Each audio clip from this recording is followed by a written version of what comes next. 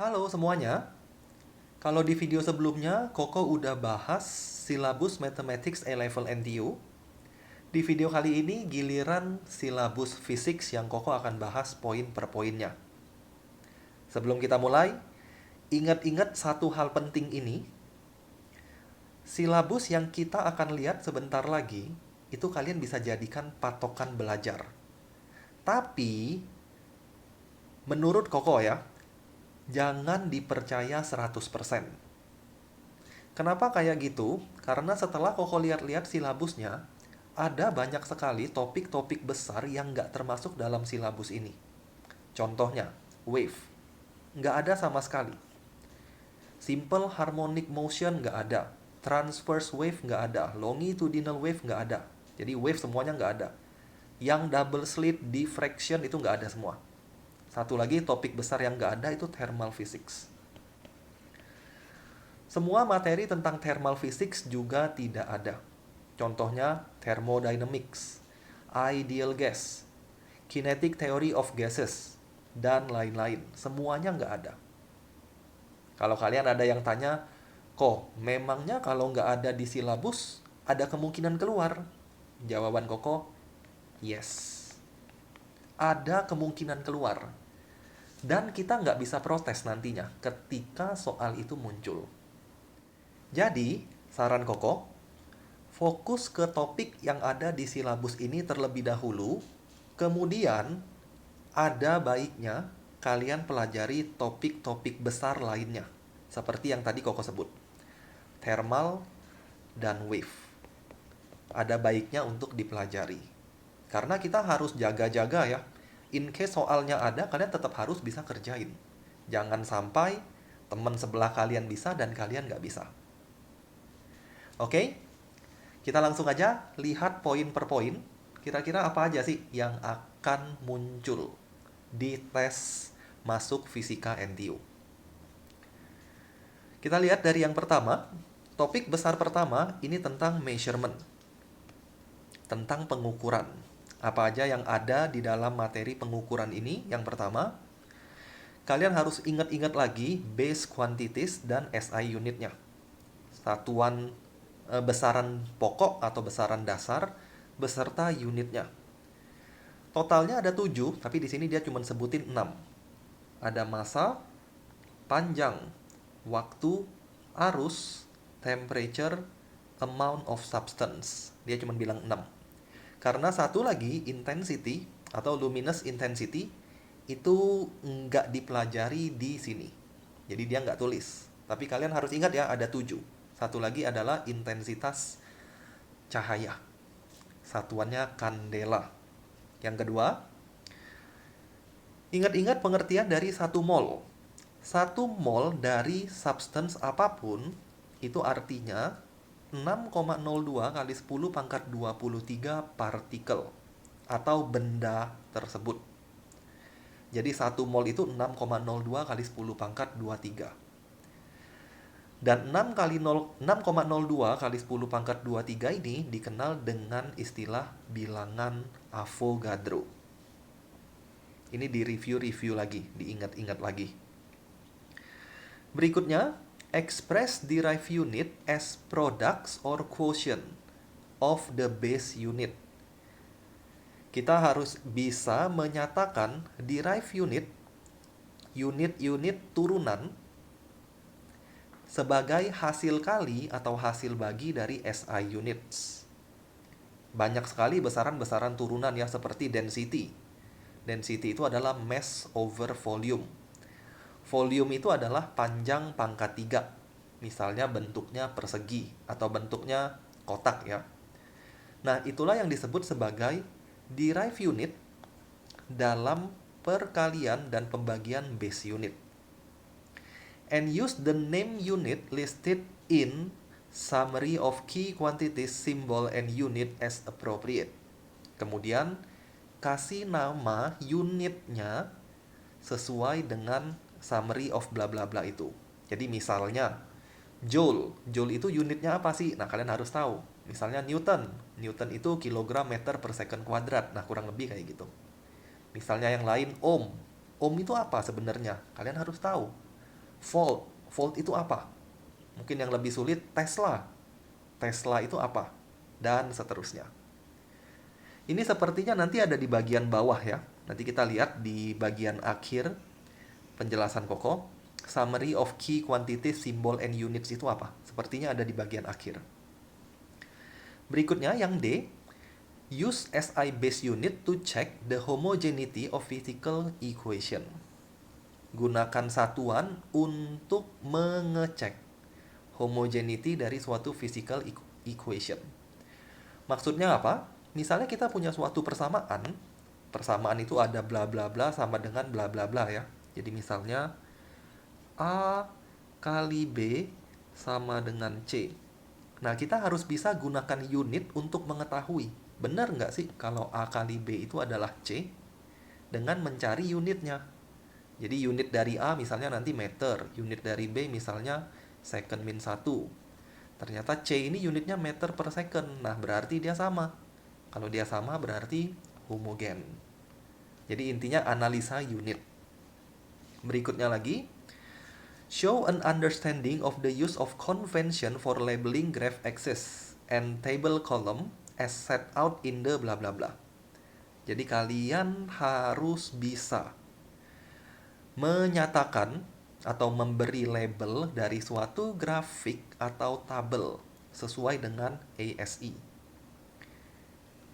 ASI Publication Sign Symbol Systematics.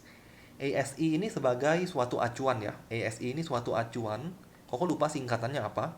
Belakangnya kalau nggak salah, tengahnya kalau nggak salah science. Science education kalau nggak salah. Nggak usah terlalu pusingin ASI ini. Intinya kalian harus bisa memberi label yang tepat untuk grafik ataupun table. Mungkin beberapa dari kalian bingung. Maksudnya apa kok label yang tepat? Emang kita kasih labelnya nggak tepat selama ini? Ingat-ingat, dalam fisika kita punya unit. Jadi ketika kalian diminta untuk gambar grafik, sangat baik kalau kalian sertakan unitnya. Jadi waktu gambar grafik, misalnya ini sumbu Y, ini sumbu X, katakanlah kita gambar grafik force terhadap extension. Jangan lupa kasih unitnya. Extension itu misalnya meter. Nah, kurang lebih kayak gitu. Itu yang disebut sebagai labeling graph axis yang benar. Table columns juga sama. Ketika kalian diminta untuk bikin table, misalnya ini mesh, jangan lupa kasih unitnya. Kita lanjut. Use of the following prefix and their symbols to indicate decimal submultiples or multiples of both base and derived unit. Kalian harus bisa ingat pico itu apa, nano itu apa, micro, mili, senti, desi, kilo, mega, giga, tera. Koko nggak ulang ya, bagi yang belum tahu kalian harus cari tahu. Agak berbahaya nih kalau sampai bulan Desember ini, saat video ini Koko bikin, kalian masih belum tahu pico itu kali 10 pangkat berapa, mega itu kali 10 pangkat berapa. Kalau kalian masih belum tahu, kalian harus kerja lebih keras. Berikutnya, make reasonable estimates of physical quantities within the syllabus. Jadi kalian harus bisa mengestimasi berapa sih estimasi untuk suatu physical quantities. Jadi misalnya kadang-kadang suka ada soal, berapakah massa dari satu buah apel? Nanti ada pilihannya, berapa. Nah, kalian harus estimasikan. Massa dari satu apel itu kira-kira berapa? Kurang lebihnya berapa massa dari apel? Kurang lebihnya massa dari satu apel itu sekitar ya 100 sampai 500 gram misalnya. Nah, ini hanya estimasi. Jadi kalian harus pilih yang tepat dari pilihan yang ada. Misalnya lagi dia bilang, berapakah berat dari orang dewasa? Nah, kira-kira aja berat dari orang dewasa itu sekitar misalnya 400 sampai 800 Newton dan seterusnya lah. Berikutnya lagi, bedakan antara scalar dan vector quantities and give example of each. Koko nggak review apapun di bagian ini ya. Apa itu besaran vektor? Kalian harus tahu. Apa itu besaran scalar? Harus tahu. Contohnya apa? Nah, contohnya ini yang kadang-kadang kalian suka bingung. Jadi mulai diingat-ingat lagi nih, waktu lihat suatu besaran, review sedikit, ini vektor atau scalar ya. Koko kasih contoh nih, kalau Koko tanya. Potential different, scalar atau vektor? Mungkin beberapa dari kalian tahu nih, tapi beberapa yang lain mungkin agak bingung. Oh iya ya, voltage atau potential different, vektor atau scalar? Nah, itu dipelajari lagi. Kita lanjut. Penjumlahan dan pengurangan coplanar vectors, vektor yang terletak di satu bidang. Penjumlahan pengurangan, ini artinya mencari resultan ya. Jadi kalian harus bisa mencari resultan dari dua vektor atau lebih. Jadi misalnya kita punya dua vektor kayak gini. Ini katakanlah vektor F1, ini vektor F2. Dia membentuk sudut alfa misalnya. Nah, resultannya berapa sih? Harus bisa. Kalau Koko gambar di sini sekilas, mungkin gini kurang lebih. Ups. Nah, mungkin ini resultannya. Resultan dari dua vektor ini bisa dihitung dengan cara akar F1 kuadrat tambah F2 kuadrat tambah 2F1 F2 cos alfa. Ini formulanya. Jadi diingat-ingat lagi ya cara mencari resultan vektor. Kemudian, represent a vector as two perpendicular components. Ini penguraian vektor. Jadi misalnya kita punya suatu vektor ini katakanlah vektor F, membentuk sudut alfa terhadap horizontal. Ini alfa. Kita harus bisa uraikan menjadi dua buah komponen yang saling tegak lurus. Ini istilahnya resolving vectors. Yang horizontal apa? Koko harap udah pada tahu. Horizontal F cos theta. Sedangkan yang vertikal itu adalah F sin alpha. Bukan theta ya. Sin alpha. Berikutnya lagi. Show an understanding of the distinction between systematic error and random errors. Apa sih beda antara systematic error dan random error? Bagi yang belum tahu, cari tahu lagi. Contoh dari systematic error itu adalah zero error. Yang Koko bisa kasih tahu sedikit di sini adalah systematic error itu nilainya selalu konstan. Jadi error atau kesalahan yang nilainya selalu konstan. Itulah systematic error, constant value. Contohnya apa? Zero error. Kesalahan dari perangkat itu akan memberikan kesalahan yang selalu konstan. Sedangkan random error itu nilainya akan fluctuate. Ini akan berfluktuasi, fluctuate. Karena random error ini disebabkan oleh lingkungan sekitar. Contohnya temperatur. Misalnya waktu kalian melakukan percobaan tentang melting point, temperatur dari ruangan itu akan berpengaruh terhadap percobaan kita. Nah, temperatur dari ruangan itu tidak konstan.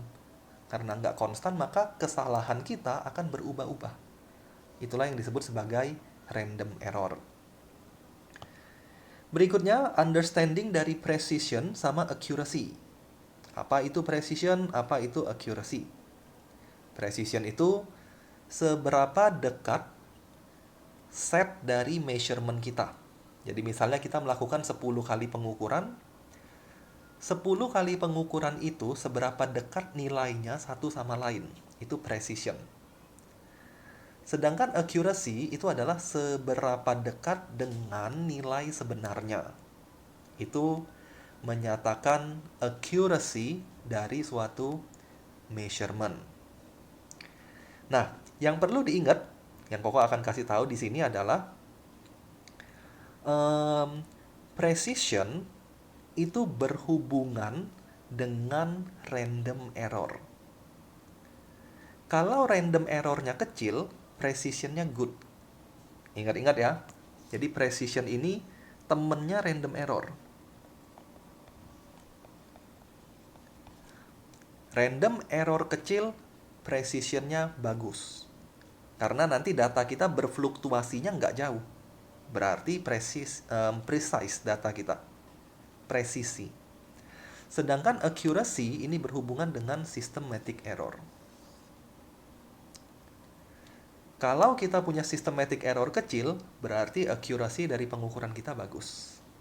Jadi ini berhubungan dengan systematic error. Yang terakhir dari bagian pertama ini, uncertainty.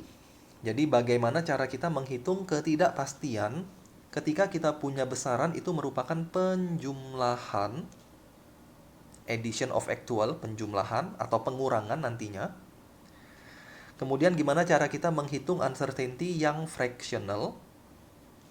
Gimana cara kita menghitung uncertainty yang percentage? Bagi yang lupa, kalau kita punya dua besaran yang ditambah atau dikurang, A equals to B plus or minus C, maka uncertainty dari A itu kita hitungnya absolute value-nya. Jadi delta A equals to delta B plus delta C. Ini absolute uncertainty. Tapi ketika formulanya kita kali atau kita bagi, B times C or B over C, yang kita hitung itu adalah fractional uncertainty-nya. Delta B over B, ini delta bukan A. Delta B over B plus delta C over C. Nah, Koko cuma kasih tahu gambaran sederhananya ya. Lebih dalamnya kalau kalian ngerasa kayaknya masih lupa nih atau masih belum ingat di bagian ini, ya kalian pelajari sendiri. Koko hanya bisa kasih gambaran besarnya aja. Berikutnya, bagian kedua kita akan lihat kinematics. Apa aja yang dicakup dalam kinematics ini? Yang pertama, show an understanding of the use of the terms distance, displacement, speed, velocity, acceleration. Apa itu distance? Apa itu displacement? Apa itu speed? Apa itu velocity? Apa itu acceleration? Kalian harus tahu. Yang mana scalar, yang mana vektor, kalian harus tahu. Definisinya apa, kalian harus tahu. Jadi perhatikan poin-poin yang Koko tekankan dalam intonasi Koko ya, karena itu yang penting. Berikutnya, use graphical method to represent distance, displacement, speed, velocity, and acceleration. Kalian harus bisa membuat dan membaca grafik distance, displacement, speed, velocity, dan acceleration. Koko baru ingat, Koko sempat bikin video pembelajaran dari materi ini ya, dari materi kinematics dan measurement. Jadi dua topik ini Koko ada bikin di YouTube channel Koko. Jadi bagi yang mungkin masih bingung dari dua topik ini, kalian bisa cek playlist yang ada di channel Koko. Koko baru sempat bikin dua. Rencananya pengen lanjutin tapi masih kepentok dengan masalah waktu. Jadi mungkin next time Koko baru akan lanjutin, tapi Koko sudah sempat bikin kinematics dan measurement. Yang tadi topik pertama. Silakan dilihat bagi yang membutuhkan.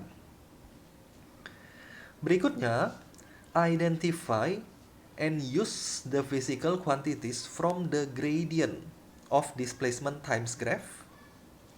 Nah, di sini harus ingat, gradients dari displacement times graph menggambarkan apa sih? Kalian bisa coba pikirkan. Jawabannya adalah velocity. Nah, ini harus tahu ya. Jadi ketika kalian nanti dikasih grafik displacement versus time, kalian udah tahu gradientnya adalah velocity. Area under and gradients of velocity times graph. Sekarang kalau dia punya grafik itu adalah velocity times graph, velocity versus time maksud Koko.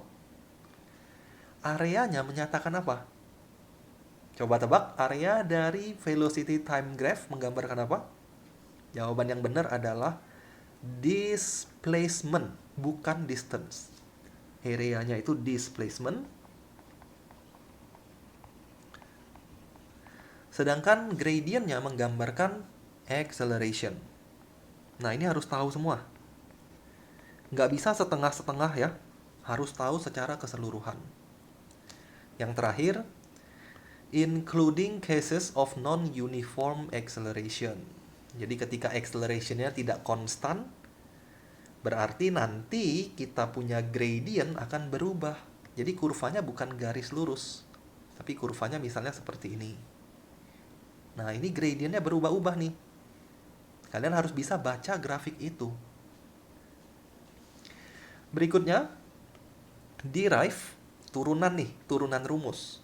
Turunan dari definisi velocity dan acceleration, persamaan yang menggambarkan uniformly accelerated motion in a straight line. Kalian bisa tes. Bisa nggak kalian turunkan persamaan dari benda, dari gerakan benda yang akselerasi atau percepatannya uniform dari definisi velocity dan acceleration. Bisa coba dicoret-coret ya. Penting nggak penting sebenarnya bagian-bagian seperti ini. Kalau kalian bisa lebih bagus. Kalau nggak bisa pun kadang-kadang nggak jadi masalah. Tapi nanti ketika kalian dapat soal yang konsepnya agak dalam, mungkin jadi masalah. Jadi penting nggak penting kalau menurut Koko.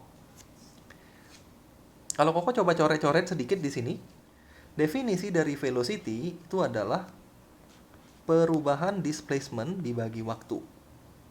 Maka delta S itu adalah V dikali time. Kalau V-nya berubah, maka V di sini, kalau speed-nya berubah, maka V di sana adalah rata-rata, average. Jadi Koko boleh tulis delta S itu adalah rata-rata kecepatan, berarti kecepatan awal ditambah kecepatan akhir, simbolnya salah. Kecepatan awal U tambah kecepatan akhir V dibagi 2. Itulah rata-rata dikali T. Nah, Koko stop dulu sampai sana. Sekarang acceleration. Acceleration itu definisinya adalah perubahan velocity terhadap waktu. Delta V per T. Delta V itu adalah kecepatan akhir dikurang kecepatan awal dibagi T. Dari persamaan acceleration, kalian bisa lihat T itu adalah V minus U over A. Substitusikan ke sini, kalian akan dapat persamaan kinematics yang mungkin kalian sudah hafal. Delta S sama dengan V plus U, Koko balik ya, penulisannya per 2 dikali V minus U over A. V plus U, V minus U itu adalah V square minus U square. 2A-nya kita cross multiply ke sebelah kiri aja. Nanti dapatnya 2A delta S sama dengan V square minus U square. Kita dapat persamaan V square equals to U square plus 2A delta S. Kadang-kadang kita sebutnya 2AS gitu. Nah, inilah penurunannya sebenarnya. Di sini dia bilang, derive, turunkan. Jadi kalau kalian mau coba, turunannya gimana? Bisa nggak? Nah, kalian bisa coba sebenarnya. Kemudian ada satu persamaan lagi yang kita bisa turunkan juga. Kalau Koko tulis di bawah, kita akan turunkan persamaan delta S sama dengan. Jadi dari sini, dari ini tadi ya. Dari sini tadi, kalian bisa lihat kalau delta S-nya itu adalah U plus V over 2 kali T. Kalau Koko cross multiply, Koko akan dapat 2 delta S sama dengan U plus V times T. V-nya kita bisa ganti. Lihat persamaan acceleration yang tadi. V-nya, kalau kita isolate V, kita akan dapat ini. AT equals to V minus U, maka V itu adalah U plus AT. Substitusi. Substitusikan ke bawah ya. Jebret, substitusi ke sana. Kita akan dapat satu persamaan yang sangat familiar juga. U plus V-nya adalah U plus AT. U plus AT kali T. 2 delta S equals to 2UT plus AT square. Bagi 2 semua, kalian akan dapat UT plus half AT square. Sangat familiar formula ini. Nah, kurang lebih seperti itu. Jadi kalian harus bisa turunkan. Tapi balik lagi ya, kadang-kadang nggak masalah sih kalau nggak bisa. Tapi kalau bisa lebih baik. Berikutnya, solve problem using equation which represent uniformly accelerated motion in a straight line. Jadi menyelesaikan persoalan menggunakan persamaan. Ingat-ingat ada beberapa persamaan tentang kinematics yang kalian harus tahu. Persamaan yang pertama ya Koko udah turunin di bawah sini. Persamaan yang kedua ada di atas sini. Persamaan yang ketiga tentu saja dari acceleration. Otak-atik aja dari sana. Atau ini nih. Ini yang biasanya dihafalin. Jadi kalian harus bisa menyelesaikan soal dengan menggunakan persamaan ini. Berikutnya, describe qualitatively the motion of bodies falling in uniform gravitational field with air resistance. Kalau ada air resistance dan ada objek yang jatuh, gimana sih motionnya dia? Kalian harus bisa jelasin. Kalau ada air resistance ya. Kalau Koko tulis sedikit di sini, ketika ada air resistance, dia punya acceleration itu bakal decrease. Jadi accelerationnya bakal decrease. Kemudian nanti pada suatu kondisi accelerationnya akan 0. Kenapa bisa 0? Karena dia punya air resistance makin lama makin gede. Jadi lama-lama accelerationnya 0. Setelah accelerationnya 0, bendanya akan jatuh dengan constant speed. Constant speednya ini disebut sebagai terminal velocity.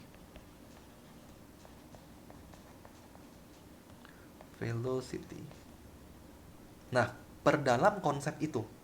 Ini nggak ada rumus memang, tapi soalnya soal konsep biasanya.